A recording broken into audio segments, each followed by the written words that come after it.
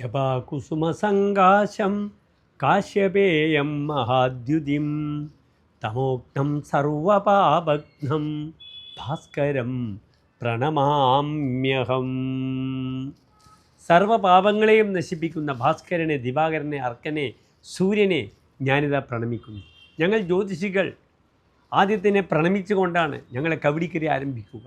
ഓം മൂർത്തിത്വേ പരികൽപ്പിത ശശഭൃതോ പത്മാപുനർജന്മനാം ആത്മീയത്യാത്മവിദാം ക്രതുശ്ച യജതാം ഭർത്താമര ജ്യോതിഷാം ലോകാനം പ്രളയോദയ സ്ഥിതിവിപുശ്ചാനേകഥ യശ്രുതൗ വാചം ന സ ദധാതു നൈകകിരണ ത്രൈലോക്യ ദീപോ രവി.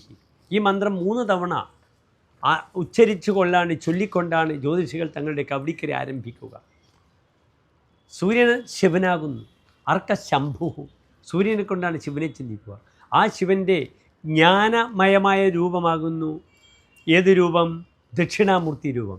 ദക്ഷിണാമൂർത്തി സ്വാമിയെയും ഞങ്ങൾ എന്തു ചെയ്യുന്നു? രാശിക്കാലത്തിലേക്ക് ക്ഷണിക്കുന്നുണ്ട്.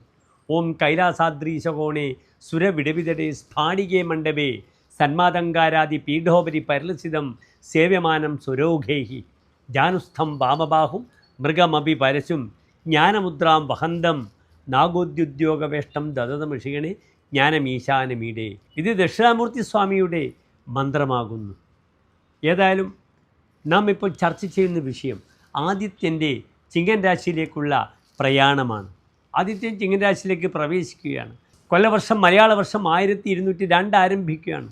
അതായത് ഇംഗ്ലീഷ് കലണ്ടർ പ്രകാരം 2026 ആഗസ്റ്റ് മാസം 17-ാം തീയതി തിങ്കളാഴ്ച ചിത്ര നക്ഷത്രത്തിൽ വെളുത്തപക്ഷത്തിലെ പഞ്ചമി തിഥിയിലാണ് ചിങ്ങരവി സംക്രമം. വളരെ നല്ല ഒരു ദിനത്തിലാണ് ചിങ്ങരവി സംക്രമം വരുന്നത്.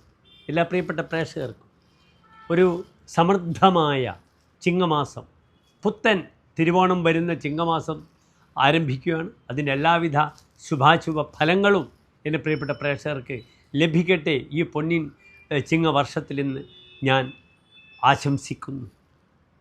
ഇവിടെ സൂര്യൻ 1202 ചിങ്ങമാസം 1-ാം തീയതി തിങ്കളാഴ്ച കാലത്ത് 7:51 ചിങ്ങൻ രാശിയിലേക്ക് പ്രവേശിക്കുന്നത്. ചിങ്ങമാസം ആരംഭിക്കുന്നത് 7:51 മുതലാണ്. ഏതായാലും ഒരു ശോഭനമായ ചിങ്ങമാസ ആരംഭം എൻ്റെ പ്രിയപ്പെട്ട പ്രേക്ഷകർക്കെല്ലാം ഉണ്ടാകട്ടെ എന്ന് പ്രത്യേകം പരാമർശിക്കട്ടെ, പ്രാർത്ഥിക്കട്ടെ. മേടൻ രാശി മുതൽ മീനം വരെയുള്ള 12 രാശിക്കാരുടെയും ശുഭാശുഭ ഫലങ്ങൾ നമുക്ക് സജീവമായി ചിന്തിക്കാം. എന്താണ് ചിങ്ങൻ രാശിയുടെ പ്രത്യേകത? ചിങ്ങൻ രാശി സൂര്യൻ്റെ സ്വക്ഷേത്രമാണ്. സിംഹേ വിംശതി രാതിത. ചിങ്ങമാസം 20-ാം തീയതി വരെ സൂര്യൻ മൂലക്ഷേത്ര ബലവാനാണ്. ഒരു ഗ്രഹം സ്വന്തം രാശിയിൽ നിൽക്കുമ്പോൾ രാശിക്ക് എല്ലാവിധ ശക്തിയും ആ രാശിക്ക് ഗ്രഹിക്കുന്നതാണ്. സൂര്യന് മൗഢ്യമില്ല. സൂര്യൻ രാഹുവോടുകൂടെ വരുമ്പോൾ എന്തുണ്ടാകുന്നു? ഗ്രഹണം സംഭവിക്കുന്നു. അല്ലാതെ സൂര്യന് മൗഢ്യമില്ല. സൂര്യൻ മറ്റുള്ള ഗ്രഹങ്ങൾക്ക് മൗഢ്യം കൊടുക്കുന്നു.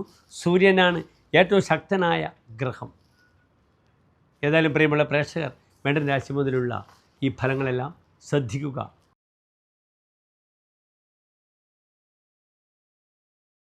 ചാരവശാൽ സൂര്യൻ കന്നി രാശിക്കാരെ സംബന്ധിച്ചോളം അവരുടെ 12-ാം ഭാവത്തിൽ നിൽക്കുന്നു. സ്വന്തം ക്ഷേത്രത്തിലാണ് സൂര്യൻ നിൽക്കുന്നത്. പക്ഷേ നിൽക്കുന്നത് 12-ാം ഭാവത്തിലാണ്. കന്നിരാശി എന്നാൽ നിങ്ങൾക്കറിയാം. ഉത്തര നക്ഷത്രത്തിൻ്റെ അവസാനത്തെ 45 നാഴിക, അത്തം ചിത്ര നക്ഷത്രത്തിൻ്റെ ആദ്യത്തെ 30 നാഴിക വരുന്ന 2.25 നക്ഷത്ര സമൂഹം. ഇവിടെ കന്നിരാശിക്കാർക്ക് സൂര്യൻ ഞാൻ പറഞ്ഞു 12-ാം ഭാവത്തിൽ നിൽക്കുന്നു. 12-ാം ഭാവം എന്താണ്?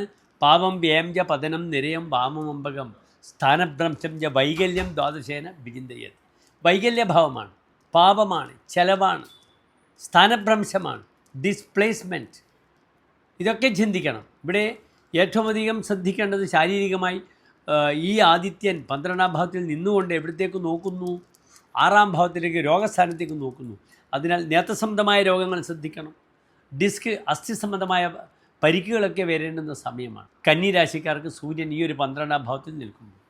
തൻ്റെ സ്റ്റെബിലിറ്റിക്ക് വേണ്ടി സുഖദുഃഖങ്ങൾ നോക്കാതെ കഠിനാധ്വാനം ചെയ്യേണ്ടി വരുമെന്നൊരു പ്രത്യേക ഫലം പറഞ്ഞിട്ടുണ്ട് ചമത്കാര ചിന്താമണി. വരാഹമിഹിരാചാര്യൻ പറഞ്ഞിരിക്കുന്നത് പതിതസ്തുരിഭേ, പാതിത്യം, വീഴ്ച വരുമെന്നാണ്. പക്ഷേ ഇവിടെ സൂര്യൻ സ്വന്തം ക്ഷേത്രത്തിൽ വളരെ ബലവാനാണെന്ന് അറിയുക.